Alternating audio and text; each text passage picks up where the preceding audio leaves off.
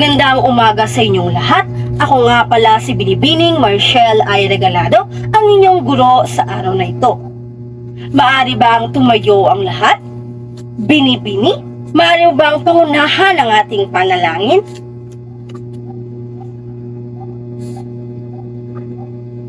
Salamat, Binibini. Bago kayo umupo, mangyaring pakipulot ng mga basura at ayusin ang hanay ng inyong mga upuan.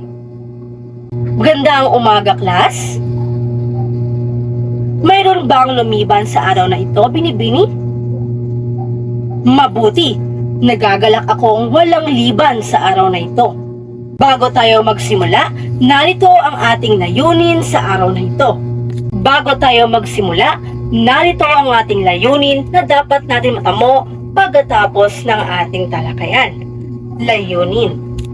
Una, natutukoy ang 5 uri ng pangungusap ayon sa gamit. Pangalawa, na ihahambing ang 2 uri ng pangungusap ayon sa gamit. At pangatlo, na isasadula ng sabay ang 5 uri ng pangungusap ayon sa gamit. Maliwanag ba, class, ang ating layunin? Okay, mabuti. Ngayon, class, bago natin simulan ang ating talakayan, magkakaroon muna tayo ng isang pangkatang gawain na tinatawag kong Detective Ako. Papangkatin ko ang klase sa 2 pangkat. Dito ang pangkat 1 na magsisilbing si Conan. At dito naman ang pangkat 2 na magsisilbing si Haibara. Class, familiar naman ang lahat sa palabas na Detective Conan. Kaya ito yung mga karakter na itataas ninyo kapag gusto nyong sumagot. Maliwanag ba, class? Pero bago tayo tumungo sa ating gawain, narito muna ang ating golden chart. Kung saan dito makikita ang puntos ng bawat grupo. Narito ang maleta na inyong pupunan ng mga kagamitan.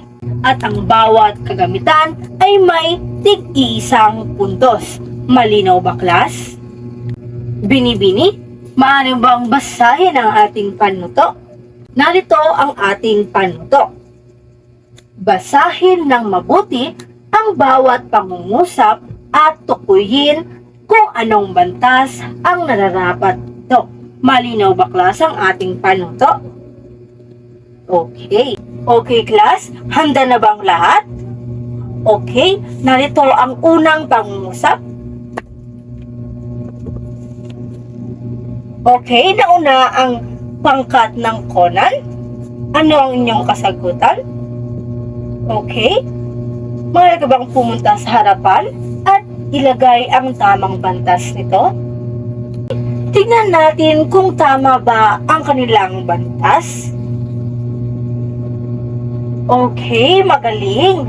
Ang bantas sa unang pangungusap ay tuldok. Dahil dyan, magkakaroon ng 1 puntos ang grupo ng Conan. Okay, maghanda para sa pangalawang pangungusap.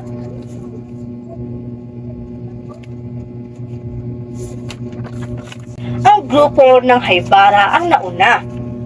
Ano ang inyong kasagutan? Okay, maaari ka bang pumunta sa harap at ilagay ang tamang bantas nito? Tignan natin kung tama ba ang kanilang kasagutan. Okay. Dahil ang tamang bantas sa pangalawang pangungusap ay tandang padamdam. Dahil dyan, ang grupo ng Haibara ay magkakaroon ng 1 puntos. Pangatlong pangungusap. Okay, nauna ang grupo ng Haibara. Ano ang inyong kasagutan? Okay, maaari ka bang pumunta sa harap at ilagay ang tamang bantas nito? Tingnan natin kung tama ba ang kanilang bantas. Okay, ang kanilang bantas ay tama. Ito ay tuldok. Para sa pang-apat, maghanda ang lahat. 1, 2. Grupo ng Conan. Ano ang inyong kasagutan? Tingnan natin kung tama ba ang kanilang bantas. Okay, magaling. At dahil tama ang dalawang grupo, bibigyan ko kayo ng tig-isang puntos.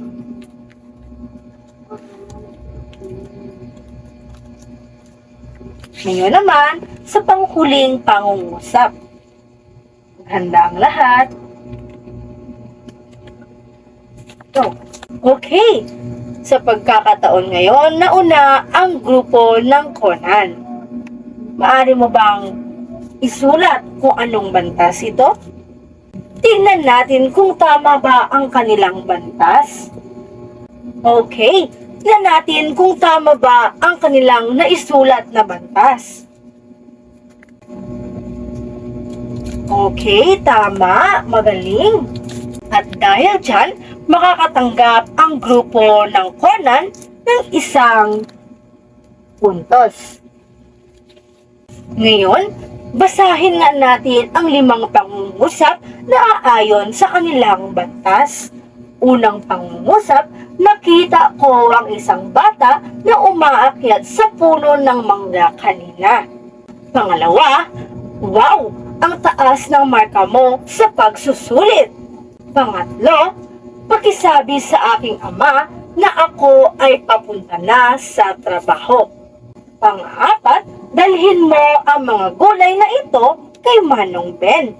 At ang panghuli, ano ang iyong ginawa noong Sabado ng hapon?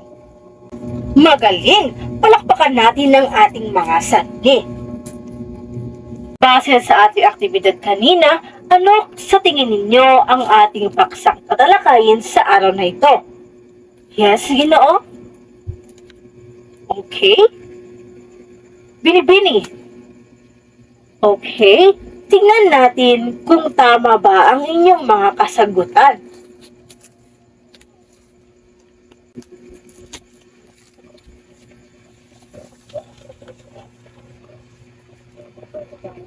Magaling! Tama! Bigyan ng 3 bagsak. Ang paksang tatalakayin natin sa araw na ito ay ang uri ng pangungusap ayon sa gamit. Ngayon, class, sa parehong grupo, nais kong gumawa kayo ng isang malaking bilog sa pagbilang ko ng 3. Hep, wala pa? Di ko pa sinabing magsimula na? Sa pagbilang ko ng 3, ng tahimik lamang. Malinaw ba? Okay, 1, 2, 3. Bago tayo magsimula sa ating talakayan, mayroon akong hinandang mga punktong dito na inyong susuriin. Ang bawat pangkat ay bibigyan ko ng sobre. Ito ay may laman ng 3 buktong. Binibini, maaari mo bang basahin ang ating panuto? Panuto.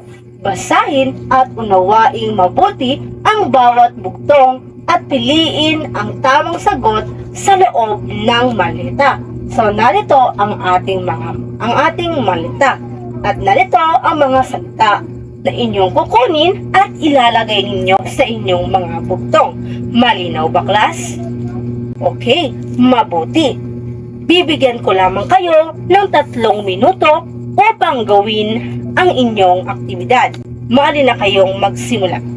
Okay, class, ang inyong 3 minuto ay natapos na. Maaari nyo nang ipaskil sa pisara ang inyong mga kasagutan. Okay, tignan natin kung tama ba ang kanilang kasagutan sa unang buktong. Basahin natin ang buktong. Bugtong-bugtong, ako'y nagbabago ng anyo, depende sa iyong layon. Kung ako'y mali, maaaring magbago ang kahulugan. Kung ako'y kulang, maaaring hindi maintindihan. Ano ako na dapat mong pagkaingatan? Ang sagot ng unang pangkat ay pangungusap. Tignan nga natin kung tama ba ang kanilang kasagutan. Bini-bini, maaari mo bang basahin? Ang pangungusap, ito ay isang salita o lipon ng mga salita na nagsasaad ng isang buong diwa. Ito ay binubuo ng simuno at panakuri. Ito din ay kumakatawan sa bawat pahayag o pagsasalita ng isang tao na nagdudulot o nagbibigay ng kahulugan. Ang pangungusap ay isang grupo ng mga salita na nagpapahayag buong diwa o kaisipan. Magaling! Pangalawang bugtong, ako'y naglalahad ng katotohanan o kaya'y simpleng impormasyon. Sa dulo ko'y tuldok ang iyong masisilayan. Anong uri ako? Ang kasagutan nila ay pangungusap na pasalaysay. Tignan natin kung tama ba ang kanilang kasagutan. Bini-bini, maaari mo bang basahin kung ano ang pangungusap na pasalaysay? Pangungusap na pasalaysay.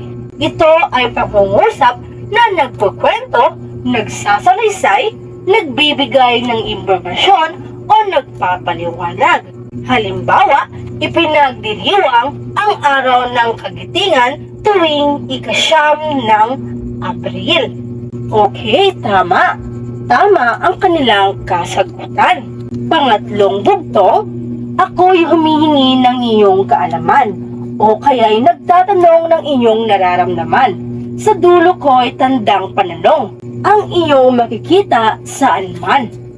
Anong uri ako? Ang kanilang kasagutan ay ang pangungusap na patanong. Ngayon, tingnan natin kung tama ba ang kanilang kasagutan. Bini-bini, maaari mo bang basahin kung ano ang pangungusap na patanong? Pangungusap na patanong. Ito ang uri ng pangungusap nagsisiyasat o naghahanap ng kasagutan. Ito ay laging nagtatapos sa bantas na tandang pananong. Tama. Halimbawa na lamang nito ay saan kayo pupunta ngayong bakasyon? Tama. Pang-apat na bugtong. Ako'y nagbibigay ng isang utos o kaya'y nagpapahayag ng isang pag-utos. Sa dulo ko'y tuldok, walang dapat itutol. Anong uri ako? Ang kanilang kasagutan ay ang pangungusap na pautos. Tignan natin kung tama ba ang kanilang kasagutan. Bini-bini, maaari mo bang basahin? Pangungusap na pautos. Ang pautos ay uri ng pangungusap na nagpapahayag ng obligasyon o utos na dapat gawin ng isang tao. Halimbawa na lamang ito, sagutin mo agad ang liham ni nanay. Ito ay isang pautos na dapat hindi ito tinututol. Kaya tama ang kanilang kasagutan. Sunod, ikalimang bugtong, ako'y nakikiusap ng may paggalang o kaya'y humihingi ng iyong tulong. Sa dulo ko'y tuldok o tandang pananong. Depende sa iyong tugon. Anong uri ako? Ang kanilang kasagutan ay pangungusap na pakiusap. Ang kanilang kasagutan ay pangungusap na pakiusap. Ngayon, tignan natin kung tama ba ang kanilang kasagutan. Ginoo, maaari mo bang basahin kung ano ang pangungusap na pakiusap? Pangungusap na pakiusap. Ito ang uri ng pangungusap na nagsasaad ng paghingi ng pabor. Gumagamit ng mga salitang nakikiusap o magagalang na salita. Tulad ng, maaari po ba? Pwede ba? Paki o maki upang makiusap. Ito ay nagtatapos sa tuldok o tandang pananong. Halimbawa na lamang, maaari mo ba akong alalayan sa paglakad? Kaya, ang kanilang kasagutan ay tama. Sunod. Ngayon naman ang ika-6 na bugtong. Ako'y nagpapahayag ng matinding damdamin o kaya'y nagbubulaslas ng iyong saloobin. Sa dulo ko'y tandang padamdam ang inyong mapapansin. Anong uri ako? Ang kanilang kasagutan ay pangungusap na padamdam. Tignan natin kung tama ba ang kanilang kasagutan. Bini-bini, maaari mo bang basahin kung ano ang pangungusap na padamdam? Pangungusap na padamdam. Ang padamdam ay uri ng pangungusap na nagsasaad ng matinding damdamin tulad ng tuwa, takot, gigil, o pagkakulat. Nagtatapos ito sa tandang padamdam. Tama! Tama ang kanilang kasagutan. Halimbawa na lamang, yehey! Nanalo kami sa paligsahan. Bilisan mo! Maaabutan na nila tayo! Magaling! Nasagot ninyo ng tama ang bawat bugtong na ibinigay ko. Kaya, ang bawat grupo ay makakatanggap ng tig-iisang puntos. Maaari ba nating palakpakan ang ating mga sarili? Ngayon, class, naintindihan ba ang ating paksang tinalakay kanina? May mga katanungan ba sila? Kung ganon, may inihanda akong mga katanungan dito upang malaman kung may naintindihan ba kayo sa ating tinalakay kanina. Ang bawat pangkat ay pipili ng isang representante upang pumunta dito sa harapan at pumili ng kanilang prutas. Ang napili ng grupong Conan ay ang prutas na mansanas. Narito ang kanilang katanungan.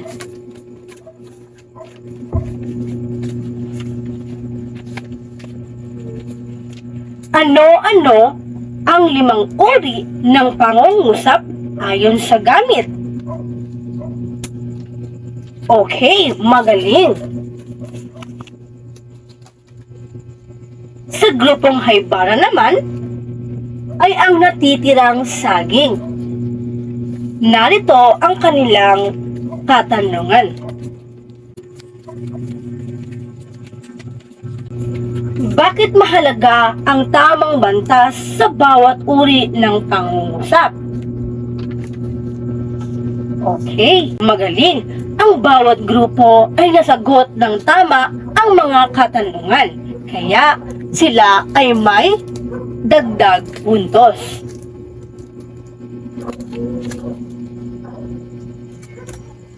At bigyan natin sila ng duck clap. Alam nyo ba kung paano ang duck clap? Okay, ganito yun. 1, 2, 3, quack. 1, 2, 3, quack, quack. 1, 2, 3, quack, quack, quack. Sabay-sabay. 1, 2, 3, quack. 1, 2, 3, quack, quack. 1, 2, 3, quack, quack, quack. Muli, magkakaroon tayo ng isang pangkatang gawain sa kaparehong grupo. Narito ang panuto. Bini-bini. Maaari mo bang basahin ang ating panuto? Panuto. Pumili ng 2 uri ng pangungusap at paghambingin ito gamit ang envelope chart. So, narito ang ating envelope chart. Bibigyan ko lamang kayo ng 2 minuto upang gawin ito. Maaari na kayo magsimula. Class, maaari ba nating hinaan ang ating mga boses? At kung hindi, ay tatanggalan ko kayo o ang grupo nyo ng 1 puntos. Maliwanag ba? Okay? Ang inyong 2 minuto ay natapos na. Maaari nyo nang ipaskil sa pisara ang inyong gawa. Magaling! Ang bawat grupo ay naihambing ang 2 uri ng pangungusap. Bigyan natin ng Coca-Cola clap ang ating mga sarili. Ganito ang Coca-Cola clap. 1, 2, 3. 1, 2, 3. 1, 2, 3. 1, 2, 3.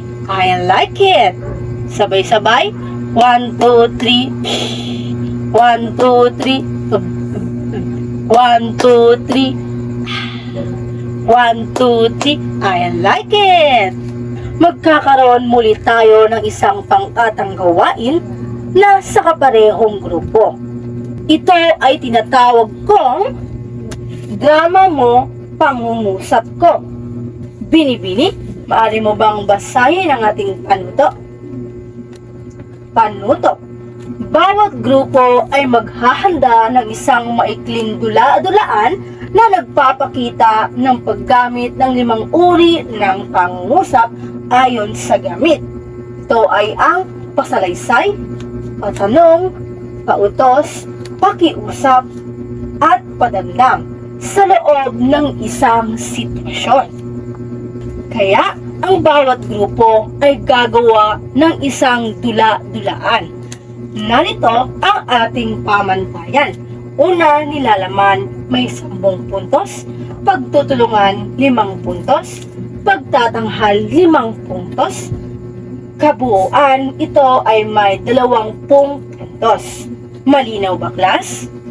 Ngayon, bibigyan ko lamang kayo ng 5 minuto upang gumawa ng script at maaari na kayong magsimula.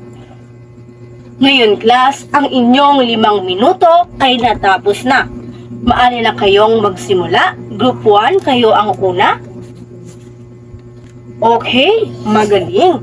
Tingnan naman natin ngayon sa pangkat 2 o pangkat ni Haibara.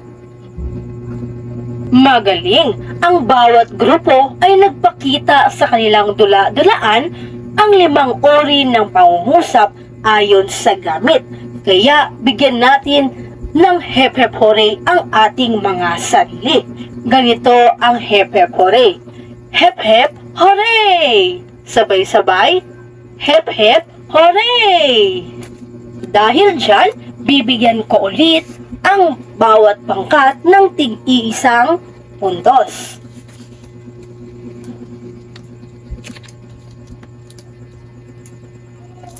Plus, nais kong kumuha kayo ng isang malinis na papel.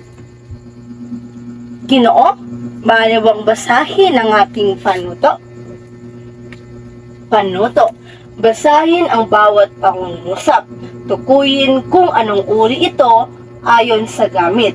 Pasalaysay, patanong, pautos, pakiusap, o padamdam. Isulat ang sagot sapat lang bago ang bilang.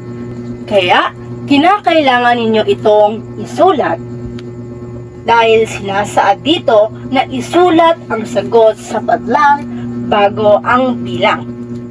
Bibigyan ko lamang kayo ng 3 minuto upang sagutin ito. Maaari na kayong magsimula. Malinaw ba, class, ang ating panuto? Okay? Kung ganon ay maaari na kayong magsimula. Ang 3 minuto ninyo ay natapos na. Sa pagbilang ko ng 5, dapat ay nasa akin na ang inyong mga papel. 1, 2, 3, 4, 5. Okay, class, bilagin natin ang puntos ng bawat pangkat. Narito ang inyong golden chart. Ang puntos ng pangkat Conan ay 1, 2, 3, 4, 5, 6 na puntos. Habang ang pangkat ng Haibara ay 1, 2, 3, 4, 5. Palakpakan natin ang ating mga sarili. Ngayon, class, kumuha kayo ng isang malinis na papel at panulat. Okay, handa na ba ang inyong mga kagamitan? Okay, tignang mabuti. Sumulat ng isang maikling talata, 3 hanggang 5 pangungusap tungkol sa inyong paboritong libangan. Siguraduhin makagamit ng hindi bababa sa 3 iba't ibang uri ng pangungusap ayon sa gamit sa inyong talata. Salungguhitan ang bawat uri nito. Malinaw ba, class? Yan ay ipapasa ninyo sa susunod nating pagkikita. Maari bang tumayo ang lahat? Paalam sa inyong lahat